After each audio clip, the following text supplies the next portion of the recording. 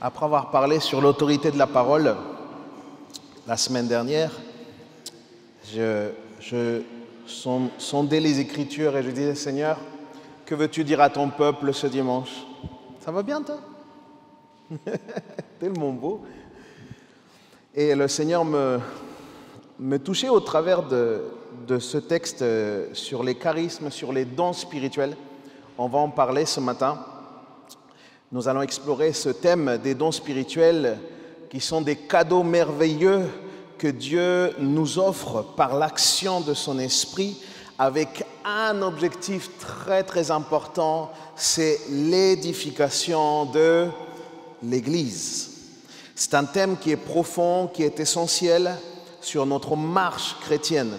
Et nous allons voir d'abord ce que les dons spirituels ne sont pas forcément, et du coup ce qu'ils sont, et puis comment ils sont énumérés dans la parole de Dieu.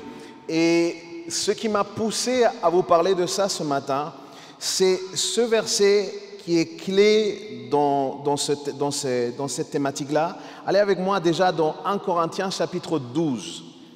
1 Corinthiens chapitre 12.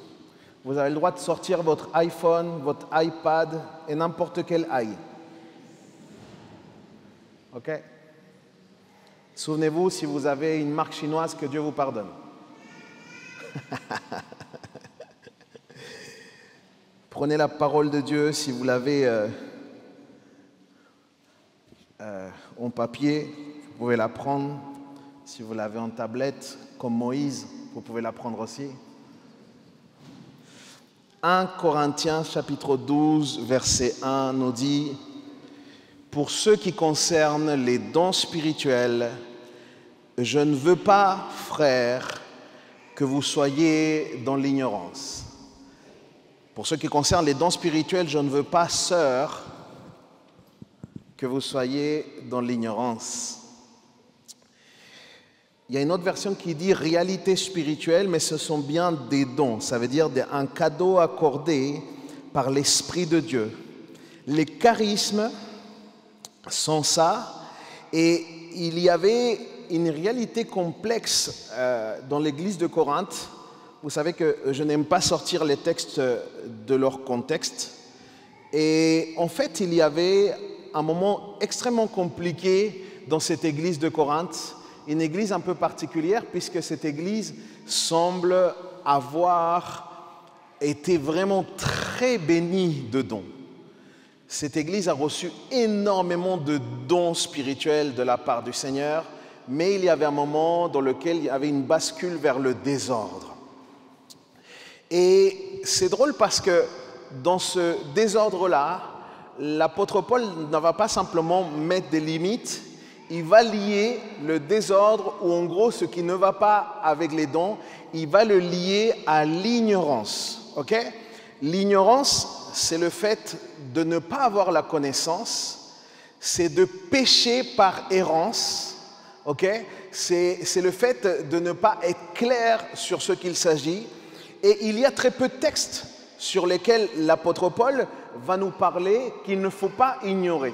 Il y a un autre texte, c'est dans Thessaloniciens, et ce texte nous parle qu'il ne faut pas ignorer à propos du rôle d'Israël, de quelle est la mission d'Israël, quelle est la destinée que Dieu a prévue pour Israël. C'est aussi un autre texte dans lequel l'apôtre Paul dit « il ne faut pas que vous soyez ignorants ». Mais nous avons celui-ci qui est encore plus impactant, je dirais. Et le souci, c'est ça, les amis. C'est que je me rends compte que même de nos jours, encore en 2024, on peut avoir encore ce même souci. C'est-à-dire, on peut encore être ignorant à propos des dons spirituels. Et c'est dans ce souci-là que le Seigneur m'a mis à cœur de pouvoir étudier ça ce matin. Et on va vraiment l'étudier bien, on va essayer de l'étudier au mieux en tout cas. Vous savez qu'en une simple prédication, on ne peut pas tout dire sur les dons, mais on va essayer vraiment de pouvoir, en tout cas, donner l'essentiel sur chaque don. Vous voulez bien? Vous êtes avec moi ce matin? Vous n'êtes pas décédés? Ça va? Vous êtes avec moi? Très bien. Et ce que je peux vous dire, c'est que dès qu'il est question de dons de l'esprit, la thématique des dons de l'esprit n'est jamais seule. À chaque fois qu'on parle de dons dans la Bible, on parle de corps. Toujours. toujours, dans tous les passages qu'on va voir ce matin, dès qu'on parle de dons, on va parler de corps. Pourquoi? Parce que c'est lié. Le corps, il est fait de plusieurs membres et chaque membre a son importance et chaque membre est différent. Et ça, c'est quelque chose d'important parce qu'il y a un parallèle entre ça et les dons. On a tous des dons qui sont différents et tout le monde a son importance. Et il y a deux catégories de dons qu'on va essayer de voir ce matin. Allez déjà avec moi, par exemple, dans ce texte dans le même texte de Romains chapitre 12. On va essayer de naviguer entre Romains 12 et Corinthiens. Ok, on va essayer d'aller sur les deux. Romains 12, versets 4 et 6. Car nous avons plusieurs membres dans un seul corps, car tous les membres n'ont pas la même fonction.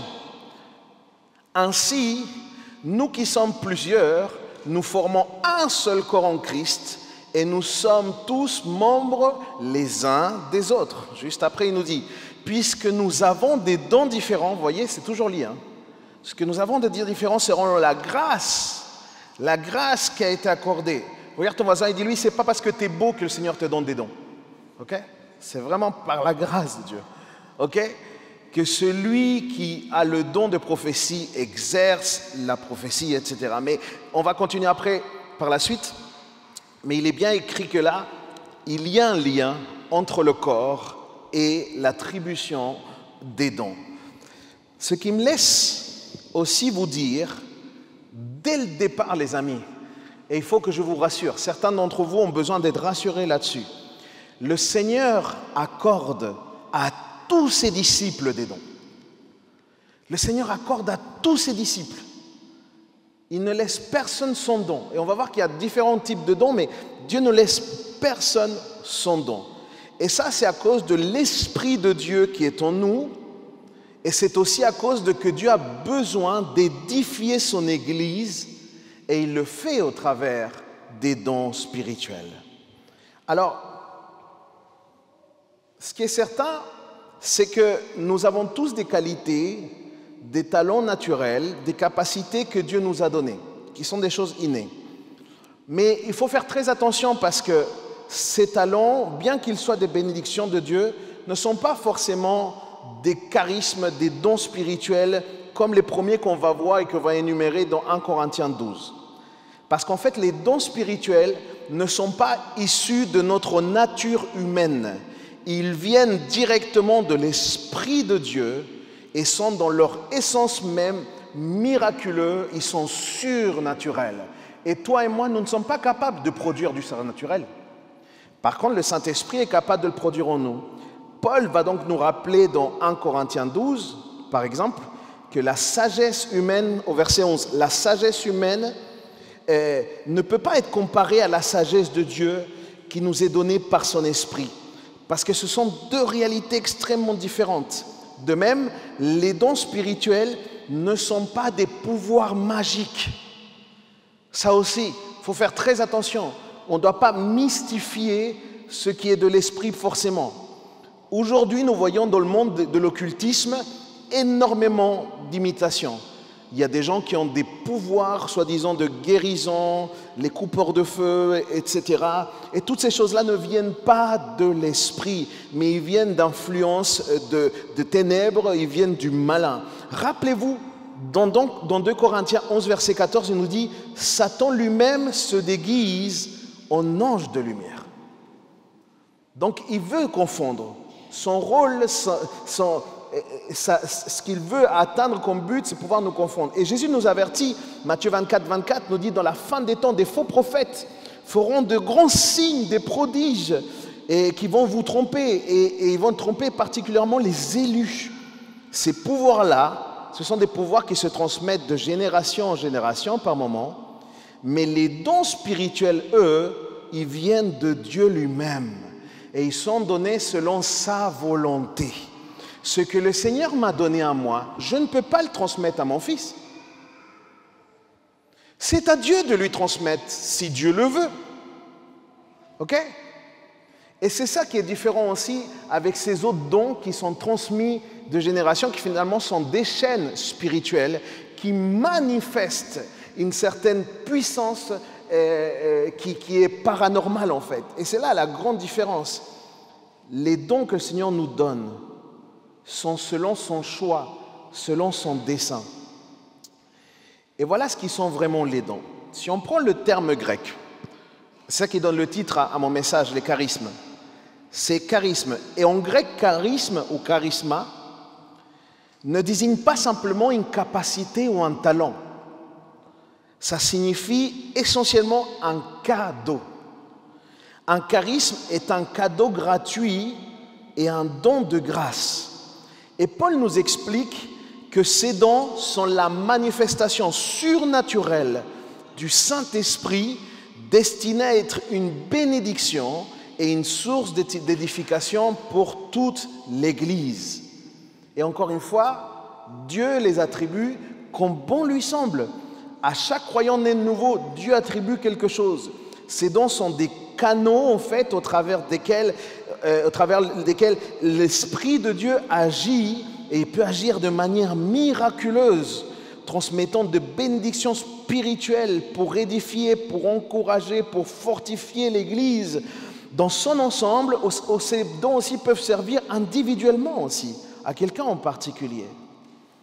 Ce qui est certain, c'est que les dons sont donnés pour l'utilité commune, pour combler les imperfections de notre nature humaine.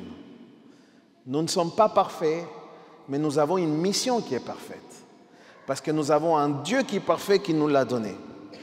Du coup, intéressons-nous maintenant dans notre vrai passage. Il y aura 2 passages importants. Allons ensemble à 1 Corinthiens 12. Allez avec moi dans 1 Corinthiens 12. Et on va énumérer, on va expliquer chaque don. C'est le moment peut-être dans lequel il faut écrire. Okay? Vous pouvez prendre de quoi noter. Je pense que ça pourra vraiment édifier, vous pourrez le repartager par la suite. Dans 1 Corinthiens 12, l'apôtre Paul nous présente plusieurs dons spécifiques. Ils sont très très particuliers. Nous allons les énumérer et prendre des exemples bibliques pour chacun d'entre eux afin de comprendre comment ces dons agissent dans la vie des croyants et particulièrement pour le bien de l'Église. Parce que mon message, c'est ça, les charismes pour l'Église. Pour l'Église. Le premier don qui est énuméré dans ce passage, c'est la parole de sagesse. En effet, à l'un est donné par l'Esprit, au verset 8, regardez, une parole de sagesse. Allons voir ce que ça veut dire la parole de sagesse. La parole de sagesse, c'est une parole qui permet à l'homme ou la femme d'avoir des éléments surnaturels pour prendre une décision par rapport à un défi, par rapport à l'Église, par rapport à un choix compliqué. C'est pour cela qu'on a la parole de sagesse. C'est une parole qui permet à l'homme et la femme d'avoir des éléments, la petite, d'avoir des éléments surnaturels pour prendre une décision par rapport à l'Église, par rapport à ses défis ou par rapport à chacun des individus. Par exemple, si on va dans le livre des Actes, on va retrouver des situations très concrètes dans les églises locales. Il y a des décisions prises où la sagesse humaine aurait voulu, par exemple, que les apôtres eux-mêmes déterminent qui allait être les diacres dans l'Église. Mais ils ont eu une parole de sagesse, et par cette parole de sagesse, qu'est-ce qu'ils ont fait? Ils ont permis que l'Assemblée elle-même reconnaisse qui étaient les diacres, et qui du coup présente des candidats. Et cet exercice du don a permis aux apôtres d'avoir l'habilité de pouvoir conduire toutes ces affaires de l'Église. Il y a un autre moment où Jacques exerce ce don quand il est à Jérusalem et il donne un moment une conférence et il exerce ce don-là. Moi, ce qui m'interpelle particulièrement, si vous allez dans Acte 6, verset 10. Allez dans Acte 6, verset 10. Écrit, Étienne avait vraiment ce don de sagesse. Hein. Et regardez ce qu'il dit. Les membres de la synagogue ne pouvaient résister à sa sagesse. Étienne avait ce don très très particulier qui est le don de sagesse. Paul aussi, hein, dans son ministère, il exerçait ce don de sagesse. À un moment, Paul, il se retrouve avec des marins. Les marins, ils veulent aller dans un certain endroit. Et Paul les prévient pour qu'ils ne fassent pas naufrage à Malte, dans l'île de Malte. Mais la sagesse d'aucun des compagnons, finalement, va faire qu'ils vont écouter ce que Paul va dire et ils vont se retrouver dans une galère pas possible.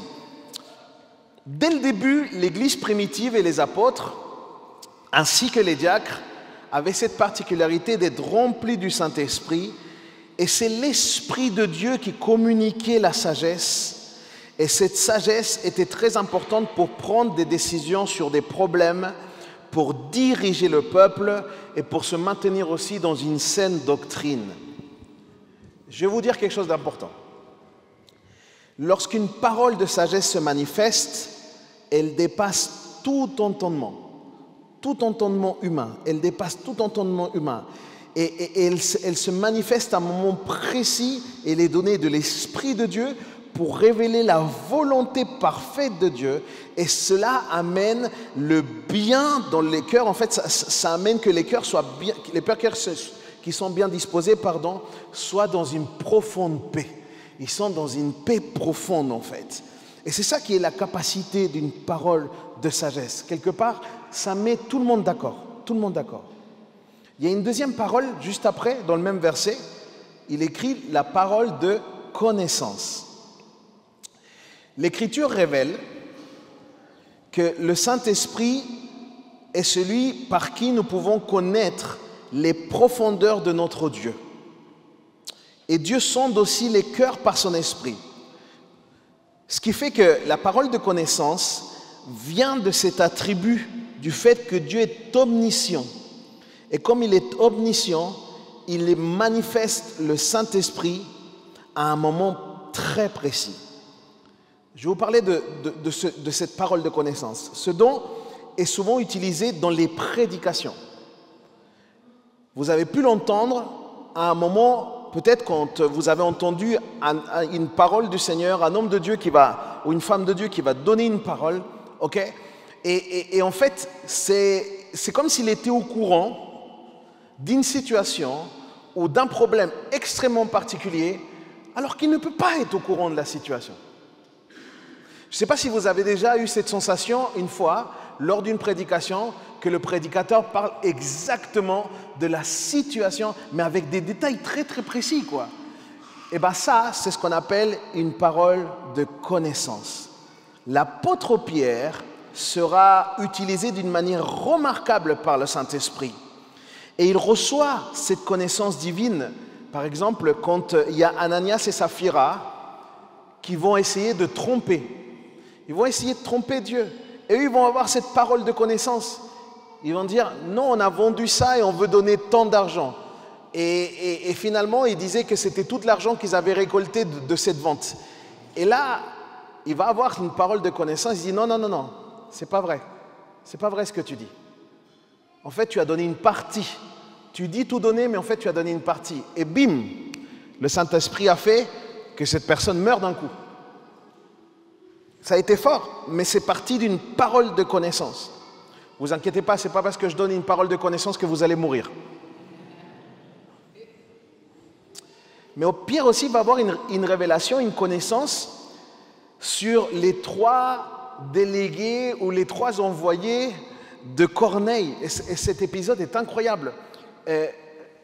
Pierre, il était en train de prier et d'un coup, il reçoit un message. Ok ? C'est comme si tu reçois un WhatsApp. Comme ça.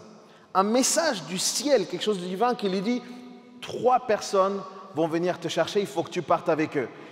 Du coup, comme il sait, Pierre descend, il se dirige vers la porte, et là, il ouvre la porte, et il y a les 3 personnes, il leur dit, ne me dites rien, je pars avec vous. Et ça, c'est une manifestation encore d'une parole de connaissance. Et c'est quelque chose de très fort. Mais toutes les paroles de connaissance ne viennent pas des apôtres eux-mêmes, elles viennent vraiment d'une révélation directe du Saint-Esprit. Les amis, tout ce qu'on va voir comme don a un lien avec notre relation avec le Saint-Esprit. Il parle ensuite d'un autre don qui est celui des discernements des esprits. Ça, c'est très intriguant. Ce don permet de faire une distinction entre le bien et le mal, entre ce qui est vrai et ce qui est faux, entre ce qui est humain et ce qui est divin.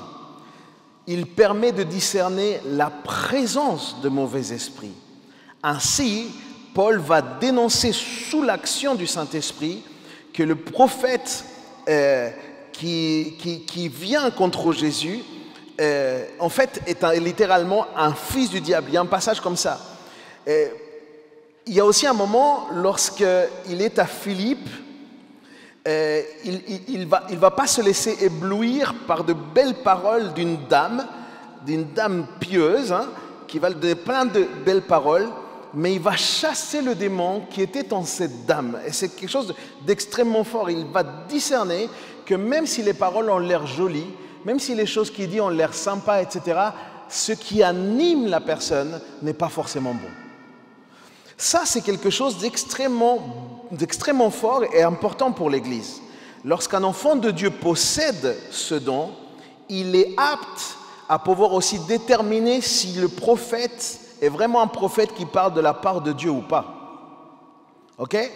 Ce don rend capable de pouvoir voir au travers les apparences extérieures et surtout de savoir la nature de l'aspiration.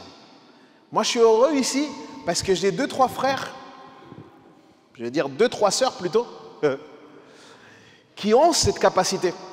Et je suis très heureux, elles sont approchées de moi. Et effectivement, ils ont discerné des choses extrêmement particulières dans lesquelles on dirait « Non, tout va bien, tout va bien ». Mais par ce qu'ils ont discerné, on a remarqué qu'effectivement, il y avait des profonds problèmes chez telle ou chez telle personne. C'est le don du discernement, c'est très très important. Un don sur lequel je n'irai pas très longtemps, c'est le don de foi. Parce que la foi, j'en parle souvent, mais juste dire que le don de la foi, c'est le don qui est... En fait, la particularité, c'est que le don de la foi n'est pas le fruit de l'esprit ni la foi salvatrice. Ok? C'est pas ça. Le don de la foi est une manifestation encore du Saint-Esprit. D'ailleurs, comme les autres dons spirituels, ce don se reçoit particulièrement quand on est rempli de l'Esprit de Dieu. Le croyant qui manifeste ce don a quelque part, en un instant précis, il est inspiré à croire quelque chose qui va se produire alors que les circonstances ne peuvent pas le permettre. Je m'explique? Il va vivre une conviction tellement forte et il va croire profondément à quelque chose qui n'est pas censé se passer. Par exemple, Pierre rentre dans le temple et il y a un boiteux qui est là depuis des années, je crois que c'était un boiteux de naissance si je ne me trompe pas dans le texte. Tous les jours, il était ramené à la porte du temple. Tous les jours, ok?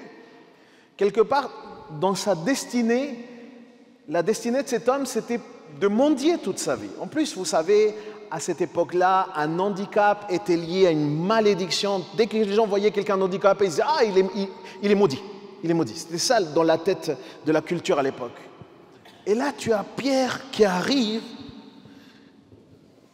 et c'est un truc de fou. Il va fixer cet homme, il va lui dire « Écoute-moi, je n'ai ni or, ni argent, mais ce que j'ai, je te le donne. » Et en fait, là, il a manifesté vraiment ce don de foi.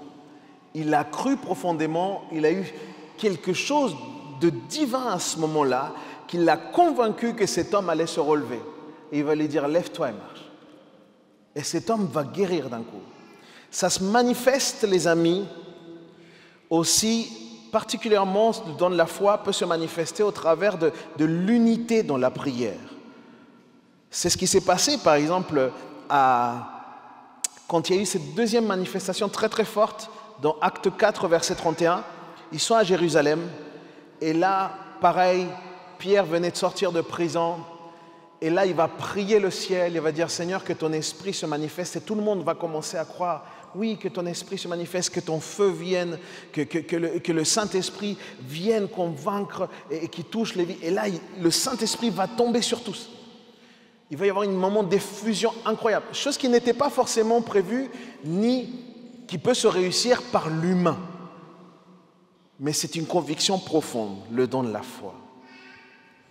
Au don de la foi, on peut appliquer aussi le don de guérison.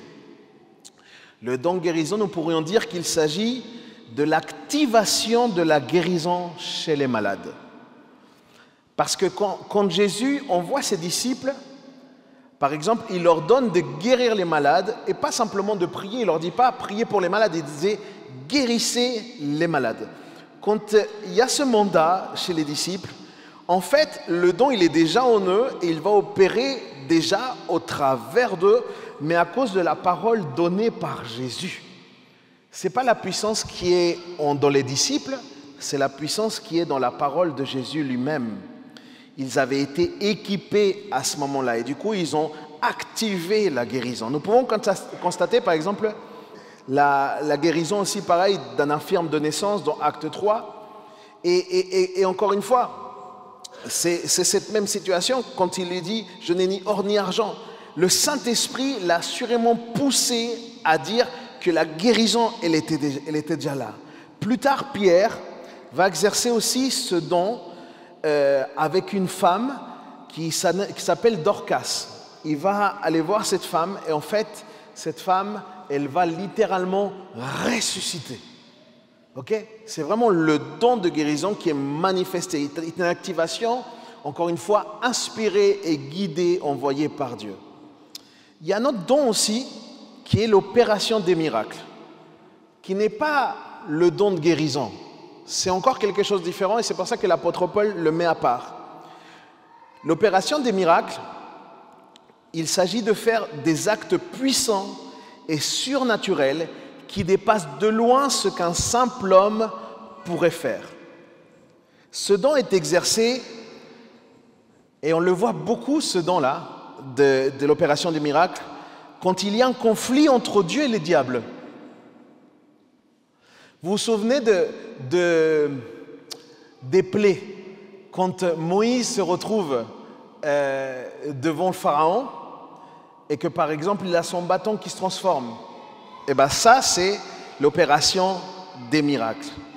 Il y a aussi dans le livre des Actes, les apôtres à plusieurs moments, ils ont dû faire face à des situations d'exorcisme ou à des situations de délivrance. Et bien c'est là aussi l'opération des miracles qui a permis la délivrance. Le Saint-Esprit leur donnait ce don afin de montrer la plénitude et la souveraineté de Dieu pour pouvoir faire reculer toutes les forces diaboliques.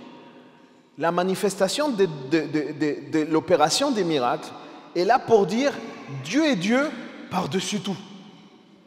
Il n'y a aucune force qui est au-dessus. Et l'exemple de Paul illustre très bien cela. Sur l'île de Malte, puisqu'un serpent, il va se suspendre dans sa main et ce serpent ne va même pas réussir à le mordre, voyez? Et c'est ça qui est fort. Le but de ce don est de nous faire voir à nous, mais au monde entier, que Jésus est vainqueur et que sa parole demeure puissante. Qu'il est le même hier, le même capable de faire tellement de miracles, comme on a vu que le feu est tombé du ciel, qu'il a arrêté de pleuvoir, toutes ces choses, toutes ces manifestations qui sont surnaturelles, ce sont l'opération du miracle, et tout ça marque le fait que Dieu est vainqueur et que sa parole ne change pas. Un don sur lequel on va revenir à la fin, mais on va en parler là un petit peu, c'est la prophétie. Ça, c'est très, très important. L'apôtre Paul va nous dire quelque chose de particulier par rapport à la prophétie. Mais le don de prophétie, c'est à distinguer par contre du prophète, du rôle du prophète ou du ministère de prophète. Ok ? La prophétie, telle qu'il est écrit dans ce texte-là, il s'agit d'une parole spontanée, donnée par l'Esprit de Dieu dont le but qui est spécifiquement, et ouvrez bien vos oreilles s'il vous plaît, le but d'une parole de prophétie, c'est d'édifier, d'exhorter et de consoler. Vous avez bien entendu? Édifier, exhorter ou consoler. S'il y a quelqu'un qui se lève dans l'assemblée et a des paroles d'accusation envers quelqu'un, c'est tout sauf de la prophétie. C'est très important. Édifier, exhorter, consoler. C'est ce qu'on voit dans 1 Corinthiens 14, verset 3. Pour ceux qui me regardent avec des gros yeux. Est-ce que c'est biblique? Oui, c'est biblique. Et il ne s'agit pas d'un pouvoir pour voir l'avenir. Parce qu'il y en a qui pensent que le don de la prophétie, c'est un truc pour voir l'avenir. Ce n'est pas ça. Nous sommes exhortés, nous tous d'ailleurs, à aspirer à ce don. De cette manière, par exemple, Philippe avait 4 filles vierges qui prophétisaient. C'était important, mais la Bible le dit qu'elles étaient vierges.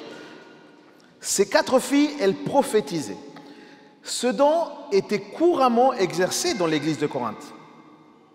Vous pouvez le voir dans 1 Corinthiens 14, comment est-ce qu'il est exercé. Mais il est important de noter que ce don n'a pas plus de valeur que la parole de Dieu lui-même. Très important ça aussi. Pourquoi c'est très important? Parce qu'il y a des gens qui vivent leur vie selon des paroles prophétiques qu'on leur a données et pas selon la parole de Dieu. Du coup, il faut faire très attention à ça. Il faut faire très très attention. Ensuite, il écrit qu'il y a un autre don, on va revenir après à la fin sur ça, mais il y a un autre don qui s'appelle les diverses sortes de langues. Contrairement au parler en langue personnelle, ce don, c'est un don qui peut être exercé à l'Église. Il était aussi courant à l'Église de Corinthe. Dieu adresse ainsi à l'Église ou à une personne un message particulier au travers d'un don de langue. Le don de prophétie n'est pas nécessairement manifesté par un don de langue, mais peut être manifesté par un don de langue. Je m'explique ou pas? Par là, je veux vous dire, ça ne sert à rien de mystifier les choses. Ce que nous avons besoin, c'est d'être inspirés et impulsés par l'Esprit de Dieu. C'est de ça que nous avons besoin. Il y a des gens qui commencent à presque convulser ou avoir des réactions un peu bizarres. On n'a pas forcément nécessité de ça. Si ça vous vient comme ça, je peux limite le respecter. Mais ce n'est pas une règle. Dieu agit comme il veut. Amen. Quelqu'un dit amen à ça? Et du coup, Dieu adresse à l'Église ou à une personne un message particulier. Pour rendre, écoutez-moi bien, pour rendre compréhensible un don de langue, on a besoin d'interprétation. Parce que le même esprit qui inspire le parler en langue est capable d'en inspirer aussi son interprétation. Et cela nous amène à parler sur le don de l'interprétation des langues. Le don de l'interprétation de langue est mentionné, lui, dans l'épître aux Corinthiens aussi. Et tout comme nous l'avons vu précédemment, c'est l'Esprit de Dieu qui inspire le cœur de l'interprète. Et cela même si celui-ci ne connaît pas la langue concernée. C'est ça qui est miraculeux. C'est pour ça que c'est un don. C'est encore quelque chose de surnaturel. L'interprète se lance, non pas parce qu'il sait, l'interprète se lance dans l'interprétation par la foi. Et je voudrais vous le dire, mes frères et sœurs. Nous sommes là en train de parler de dimension spirituelle. Et si nous parlons de dimension spirituelle, tu ne peux pas compter sur tes capacités personnelles, tu dois compter sur l'Esprit de Dieu. Et pour travailler avec l'Esprit de Dieu, pour te laisser conduire par l'Esprit de Dieu, il y a une dimension de foi extrêmement importante. Du coup, la personne est donc inspirée et se lance par la foi, et Dieu fait le reste pour pouvoir proclamer son message divin pour l'édification commune encore une fois. Sans l'interprétation, le don de langue n'a aucune valeur. Quelque part, ne sert presque à rien. Ok? Celui qui parle en langue dans l'église est exhorté à prier afin qu'il y ait quelqu'un qui puisse interpréter. C'est ce qu'on écrit dans 1 Corinthiens 14, verset 13. Et là, on fait un petit peu le tour de ce que sont les dons qu'on peut appeler de l'esprit. Mais je ne voudrais pas m'arrêter là parce qu'il y a quelque chose d'encore plus puissant, d'encore plus beau que le Seigneur nous a donné. Tous ces dons qu'on vient de dire, ils sont spectaculaires, ok? Parce que ça vient du domaine du surnaturel. Et j'ai envie de vous dire, gloire à Dieu que le Seigneur nous donne ça. C'est merveilleux que de savoir que nous avons un Dieu tout-puissant et qui nous fait cadeau de manifester sa toute-puissance au travers des dons. Ok? Pour vivre le surnaturel, nous avons besoin de faire des pas de foi. C'est très important. Nous avons besoin de nous laisser conduire dans une grande simplicité. C'est comme un enfant qui est guidé par la main de son père, vous voyez? C'est comme ça qu'on doit se laisser guider dans ce domaine-là. On doit faire confiance à Dieu et oser le laisser nous utiliser tout en étant totalement soumis à sa parole et à son esprit. C'est de ça que nous avons besoin. De manière très très simple ce matin. Et n'oublions pas que celui qui exerce un don spirituel reste un homme faillible. Ça reste une femme faillible. Seule la parole de Dieu est infaillible. C'est pourquoi il est essentiel pour vraiment exercer les dons de l'esprit, de connaître les Écritures, de rechercher la maturité spirituelle pour pouvoir discerner dans l'exercice de ces dons ce qui vient vraiment de l'esprit et ce qui vient de nos émotions.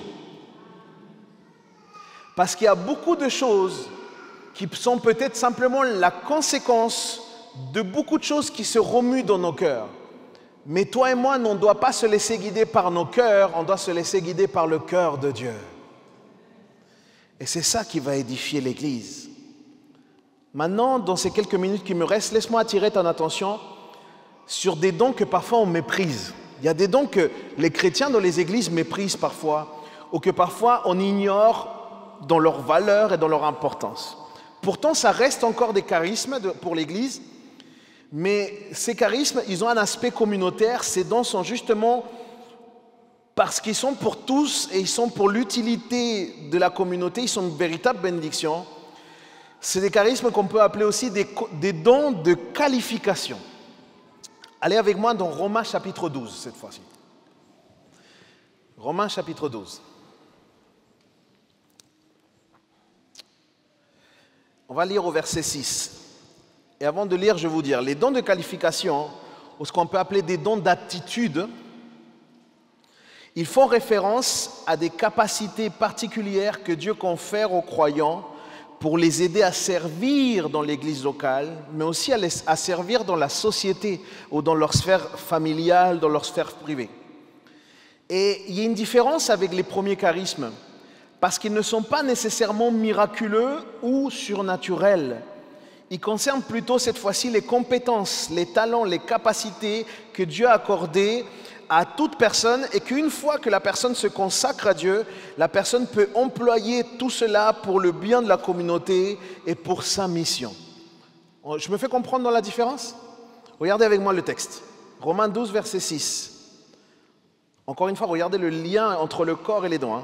Nous avons des dons différents selon la grâce qui lui a été accordée. Si quelqu'un a le don de prophétie, qu'il exerce en accord avec la foi. Mais regardez, si un autre, verset 7, si un autre est appelé à servir,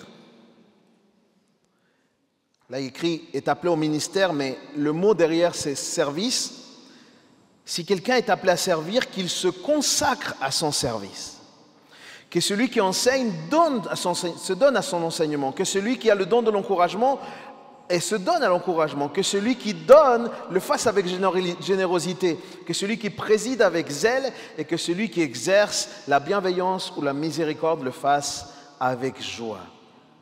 Je vais te dire, tout ça, ce qui est écrit là, dans cette section-là, c'est ce que nous sommes tous appelés à faire. Tous, nous tous sommes appelés à faire tout ça. Mais par contre, je reconnais et nous reconnaissons volontiers qu'il y a des personnes qui manifestent certaines qualités de manière spectaculaire et sont d'une énorme valeur pour l'Église aussi. Par exemple, le don de service. Le don de service est tellement précieux dans l'Église. Madame Leprat peut dire Amen. Non? C'est tellement précieux pour l'Église. Les diacres notamment, sont diacres parce qu'ils manifestent ce don de service. C'est la raison de qu'ils deviennent diacres, c'est parce qu'ils manifestent ce don. Et c'est ici, et moi je suis heureux parce que dans cette maison on est bénis. Il y a vraiment des gens qui ont ce ministère, ce don de service de manière très très importante et béni soit le Seigneur pour cela. Ce don est parfois décrit, comme l'on dit, par ministère. Pourquoi ? Parce que ce don signifie un engagement pratique pour répondre aux besoins de la communauté. C'est ça le don de service, un engagement pratique pour répondre aux besoins de la communauté. Ceux qui exercent ce don, ils incarnent l'humilité et l'amour en servant les autres, souvent dans des tâches très quotidiennes qui sont essentielles pour le fonctionnement de l'Église. En vrai, ce don rappelle un geste très important que j'ai fait lorsqu'on a eu notre première réunion avec les serviteurs de l'Église. C'est le fait de laver les pieds. Quelqu'un qui a un don de service, il est en train de laver les pieds de ses frères et de ses sœurs. Et c'est quelque chose de beau, c'est une expression d'amour. Je bénis Dieu pour tous ceux qui manifestent ce don. Il y a un autre don, c'est celui de l'enseignement. L'enseignement, c'est la capacité de transmettre des vérités bibliques de manière claire et compréhensible en les appliquant à la vie du croyant. Les enseignants sont appelés à rendre la parole vivante et accessible, permettant ainsi à l'Église de croître dans la connaissance de Dieu. Ils aident à former la foi dans le cœur du chrétien en établissant des bases qui sont solides et en cultivant leur maturité spirituelle. Voilà ce qu'il doit faire un enseignant. Et priez pour moi pour que j'en sois un bon. Il y a aussi un autre don qui est celui de l'exhortation, le don de l'encouragement. Ce don, je l'aime beaucoup. Moi, j'aime beaucoup, beaucoup ce don. Le don de l'encouragement ou de l'exhortation. C'est, en termes pratiques, c'est ce don-là qui se manifeste lorsque quelqu'un t'emmène un peu à côté, quelqu'un de mûr spirituellement, t'emmène à part et t'encourage. Et parfois, t'encourager, c'est aussi te corriger. Parfois, t'encourager, c'est de dire « Est-ce que ça va vraiment bien dans ce domaine-là ?» Mais c'est quelqu'un qui le fait sans aucun jugement. C'est quelqu'un qui le fait avec un cœur vraiment rempli de compassion. Ça requiert beaucoup d'amour. Il ne s'agit pas de culpabiliser ou de juger, mais bien d'encourager afin que la personne puisse grandir, qu'elle puisse avancer, qu'elle vive une progression. Ce don est celui de l'encouragement et de fortifier les autres dans leur foi. Ceux qui exercent ce don aident à relever ceux qui sont découragés, mais aussi à confronter ceux qui, au travers des difficultés, peuvent être amenés à prendre des mauvaises décisions. C'est aussi ce don qui aide à motiver les croyants à rester fidèles et fermes dans la foi. L'exhortation, quand on exhorte, c'est un moyen pour stimuler la foi et d'inspirer l'action, rappelant à chacun que Dieu est avec eux et qu'ils peuvent persévérer. Et là, ça te fait penser à quelqu'un. Il y a un frère ou une sœur qui a exercé ce don de manière très efficace avec toi, n'est-ce pas? Moi, j'ai eu des frères et des sœurs qui m'ont vraiment encouragé dans mon chemin, sinon je ne serais pas là aujourd'hui, croyez-moi. C'est pour ça que ce don pour moi est très précieux. Ensuite, il y a le don de la contribution. Il est dit, c'est lui qui donne, c'est le don de la contribution. Ce sont des personnes qui sont particulièrement généreuses et trouvent de la joie et de la satisfaction à répondre aux besoins matériels des autres. Paul précise que ce don doit être exercé avec libéralité ou avec sincérité, si vous voulez. C'est-à-dire avec un cœur libre et sans arrière-pensée. Les gens qui donnent, les gens qui sont très généreux comme ça, ils ne le font pas pour bien se faire voir, ils ne le font pas pour devenir influents dans l'Église. Non, non, non. Ils le font sans arrière-pensée. Et ça, c'est un don de Dieu. C'est un très beau don aussi. Les croyants voient leurs ressources comme des bénédictions qui sont à partager et se montrent souvent très discrets et très fidèles dans leur soutien et dans l'Église à répondre aux besoins matériels de sa mission. Il faut noter aussi que ça ne dépend pas forcément de l'argent qu'on a. J'ai vu des gens extrêmement généreux qui n'avaient pas forcément un grand compte en banque. C'est juste que dans leur attitude de cœur, ils étaient capables de tout donner. Et ça, c'est avoir ce don de la contribution. Il y a le don de la présidence. Je finis bientôt, ne vous inquiétez pas. Il y en a qui sont déjà en PLS là. Le don de la présidence, c'est aussi ce qu'on appelle le don de la direction. Ce don se rapporte à la capacité de diriger, d'administrer. Ce don s'adresse à ceux qui organisent, à ceux qui coordonnent, à ceux qui guident la communauté. Paul recommande que ce don soit exercé avec zèle. Et j'aime bien ça. J'aime bien ça qu'il précise ça. Parce que le zèle, ça veut dire avec passion, mais ça veut dire aussi avec sérieux, avec engagement. La direction dans l'Église n'est pas une position de pouvoir, mais une responsabilité de servir les autres en les guidant vers un but commun et en assurant le bon fonctionnement des activités et des missions dans l'Église. Si quelqu'un veut exercer le don de présidence, encore une fois, pour être quelqu'un, ou pour être vu, ou pour être montré, ou pour être devant tout simplement, mon frère, c'est que tu n'as pas le don de présidence. Ce don a cette particularité, c'est que c'est une responsabilité, pas une position. C'est pour ceux qui cherchent à se consacrer pour servir les autres et pas pour se servir des autres.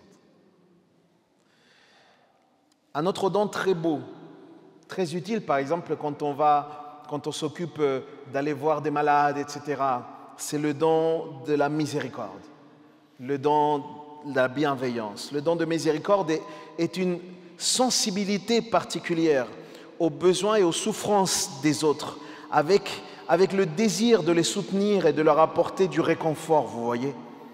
Paul encourage ceux qui exercent ce don à le faire avec une touche très importante. Il dit, faites-le avec joie. Faites-le avec joie, parce que votre seule présence auprès d'une autre personne, avec votre sourire, pourra déjà faire beaucoup. Et c'est ça qui est merveilleux dans ce don. En d'autres termes, la miséricorde n'est pas un simple acte de charité, c'est une démonstration de la compassion et de l'amour de Dieu lui-même.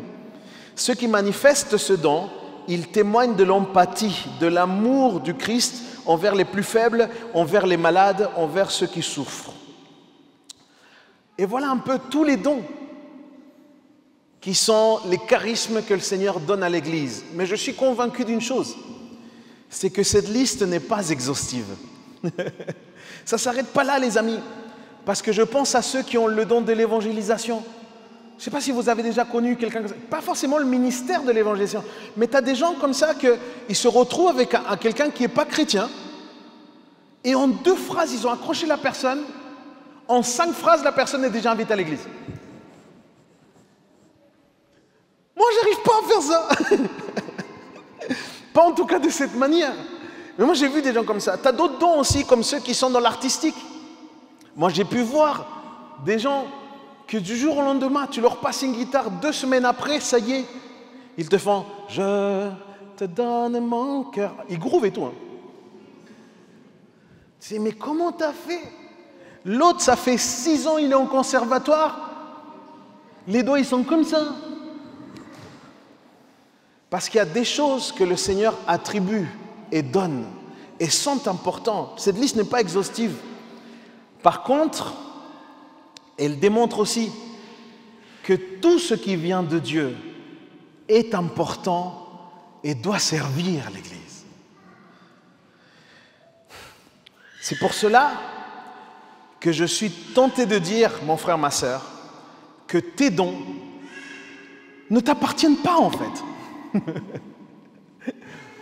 Ce que tu as, c'est pour l'Église. Ça appartient quelque part à cette communauté. Regarde ton voisin et dis-lui, ce que tu as, c'est pour l'Église. Et c'est ça qui va glorifier Dieu. C'est ça qui va glorifier Dieu. C'est pour l'édification. Regardez, ces dons, bien que distincts, ils travaillent tous ensemble pour l'édification de l'Église. Tu peux revenir comme l'âne si tu veux. La diversité de ces dons souligne que chacun a une contribution unique. Chacun contribue de manière unique et c'est presque irremplaçable. Ça veut dire que ce que Dieu t'a donné à toi est nécessaire. Je bénis Dieu pour chacune des vies que le Seigneur ramène dimanche après dimanche ici. Parce que c'est quelque part encore une démonstration de l'amour de Dieu. C'est un don que le Seigneur aussi accorde. Les dons sont précieux parce qu'ils permettent aux croyants d'utiliser leur capacité pour glorifier Dieu et ça contribue au corps du Christ. Encore une fois, c'est pour le corps. Parce que, encore une fois, chaque croyant, en fonction de ses dons et ses compétences, a un rôle particulier et il doit jouer une mission dans l'Église en fait. Il n'y a pas de croyant, il n'y a pas de disciple de Jésus à qui il n'aurait pas accordé un don. C'est juste ça. Le verset 6 qu'on lisait tout à l'heure, nous avons des dons, nous avons tous là, nous avons des dons différents selon la grâce qui nous a été accordée. Dieu nous donne à tous par grâce et seulement par grâce. Et c'est lui qui décide de ce qu'il nous donne et à quel moment il nous le donne. Ça fait peut-être des années que tu cherches à parler en langue. Persévère. Mais Dieu décide quand est-ce qu'il t'accorde cela. C'est très important de rester dans la foi. C'est pour cela qu'on vient. Écoutez-moi bien. C'est pour ça que quand tu vois quelqu'un, il y a des personnes comme ça. Moi j'ai un pote, un ami, excusez-moi la familiarité, qui s'appelle Daniel Piedra. C'est un ami qui, j'espère un jour, nous visitera. C'est un frère que j'ai jamais vu, sincèrement, de tous les ministères que je connais, jamais vu quelqu'un exercer dans la dimension prophétique comme cet homme-là. Cet homme-là, là où il va, il y a des jambes qui poussent. C'est un truc de fou. Jambes qui poussent. Et ce frère a appris le portugais en une nuit parce que le Seigneur lui a donné. Et le Seigneur l'a placé dans une maison où c'était des Portugais. Et le Seigneur, pendant la nuit, il lui a donné la langue portugaise. Et le matin, il se lève et il commence à dire bonjour aux Portugais, aux personnes. Les personnes sont là, mais tu parles comme nous. Et lui, il est là, ah bon? Et moi, ce frère-là, j'ai l'impression que c'est le frère des talents, tu sais, qui a reçu tous les talents là. Et je sais qu'il y a une tentation chez tous les chrétiens. Dès qu'on voit quelqu'un qui est un peu devant, qui est surexposé, de te dire « Oh, qu'est-ce que j'aimerais être comme lui? Qu'est-ce que j'aimerais avoir? Regarde-le lui. Moi, je suis quoi, moi? Mais moi, j'ai quoi? Moi, je suis rien. Le Seigneur m'a rien donné. » Mon frère, ma sœur, je voudrais te dire quelque chose de la part de Dieu. Ça n'a aucun sens que tu puisses envier les autres. Dieu bénit et il donne parce qu'il connaît les besoins. C'est pour l'édification de l'Église. Mais il n'y a que à partir du moment où tu vas être heureux de ce que le Seigneur t'a donné que tu vas pouvoir être aussi heureux pour les autres. Tu dois valoriser ce que le Seigneur te donne à toi. Et Dieu souhaite en chemin, j'en suis convaincu de ça, toutes les personnes qui se consacrent, j'ai l'impression qu'en chemin, alors qu'ils marchent avec leur sac à dos, j'ai l'impression que Dieu du ciel, il ouvre le sac à dos, il en met un autre. Toi, tu continues à marcher dans ta vie de chrétien, et le Seigneur vient et dit, tiens, je vais lui donner celui-là aussi. Et je vais lui donner un autre. Je m'explique? Mais c'est parce que tu marches, c'est parce que tu exerces, c'est parce que tu vis le don. Mes amis, dans notre vision d'église, je l'ai dit quand je l'ai partagé, nous croyons que l'église de Tabor est une maison où tous ceux qui se consacreront vont trouver une place dans les services. Pourquoi? Parce que Dieu a donné des talents. Dieu a donné des dons. Il a donné des charismes. Nous sommes encouragés à quelque chose et je souhaite nous encourager ensemble. Chacun d'entre nous, cherchons avec zèle les dons de l'Esprit. Cherchons-les avec passion, non pas pour notre gloire, mais pour le bien de l'Église, pour l'édification de l'Église, pour la gloire de Dieu. Et moi, je prie, les amis, et on prie, on se met à part avec le conseil spirituel de l'Église, qui est composé, soit dit en passant, de notre frère Manu, de frère Charles-Henri et de frère Alexis. On prie ensemble pour que le Seigneur puisse remplir notre maison, cette maison, de parole de Dieu. Nous, on prie, les amis, pour que la parole prophétique puisse être exprimée au milieu de nous.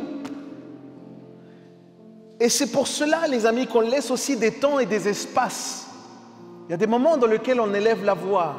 Et c'est des moments dans lesquels on peut prier, mais ces espaces aussi peuvent être des espaces dans lesquels tu peux donner une parole de Dieu à quelqu'un. Et je voudrais vraiment encourager cela, parce que l'Église doit aspirer à recevoir le message et à transmettre ce message de la parole de Dieu. Cela ne nécessite pas forcément du mysticisme, ça ne nécessite pas qu'on fasse des bruits bizarres.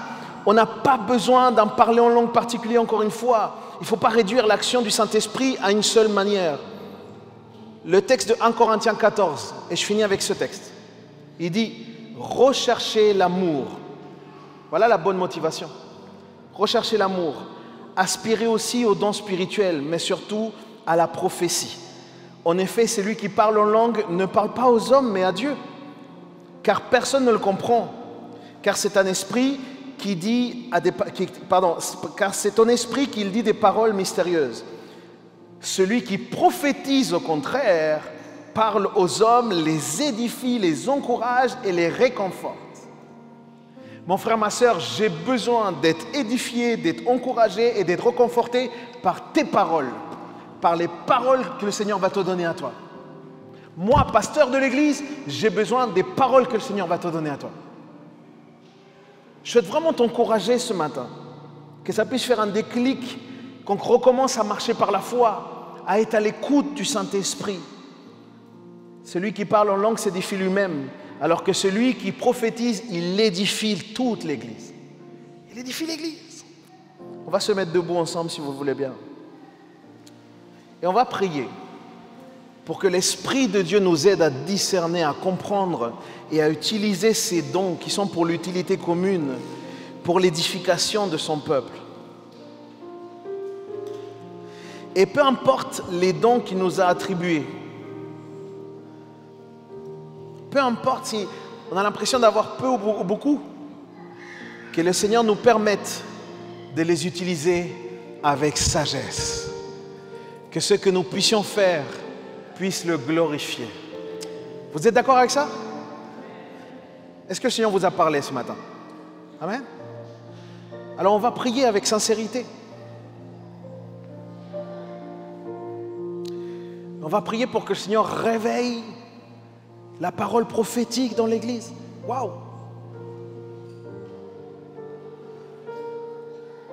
Et on va le faire dans l'ordre.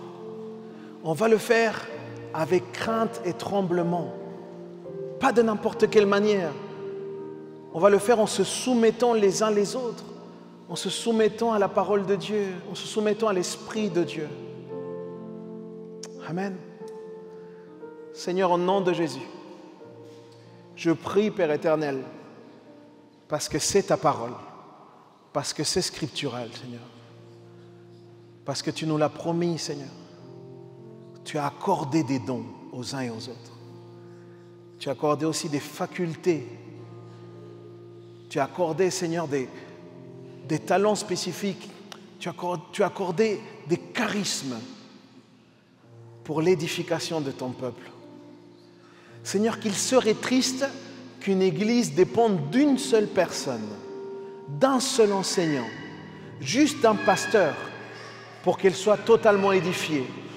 Et qu'il est bénissant de savoir que tu bénis toute ton église au travers des uns et des autres. Seigneur, c'est à ça qu'on veut aspirer. On veut aspirer, Seigneur, à se laisser conduire. On veut aspirer, Seigneur, à nous laisser remplir de ton esprit afin de pouvoir exercer les dons spirituels. Seigneur, je prie particulièrement ce matin pour tous ceux qui ont enfoui les dons, pour tous ceux qui par peur ou par manque de connaissances, ou peut-être par blessure, par déception, peut-être qu'ils ont éteint quelque part les dons. Je te prie, Seigneur, que tu puisses mettre tout ça en lumière maintenant au nom de Jésus. Libère les dons, Seigneur. L'Église en a besoin, nous en avons besoin, Seigneur. Nous nous laisserons toujours guider par ta parole, mais tu as accordé aussi des dons à ton Église, Seigneur. Père éternel, libère les dons. Console ceux qui ont été blessés ou déçus dans l'exercice des dons. Ajuste aussi, Seigneur, conduis, révèle, Seigneur, la bonne manière de pouvoir exercer les dons. Donne-nous, Seigneur, de pouvoir donner un bon cadre, qu'on puisse être inspiré, Seigneur, par toi. Seigneur, chacun de mes frères et sœurs, moi-même, j'ai tellement besoin d'une parole prophétique aussi. J'ai tellement besoin de ces paroles qui guident, de ces paroles qui déclenchent quelque chose, de ces paroles qui changent une situation dans laquelle on était bloqué pendant tellement longtemps et toi tu parles. Et quand tu parles, la chose arrive. Quand tu parles, Seigneur, la situation change. Seigneur, nous aspirons à cela, au nom de Jésus. Et si tu le crois, dis un grand Amen.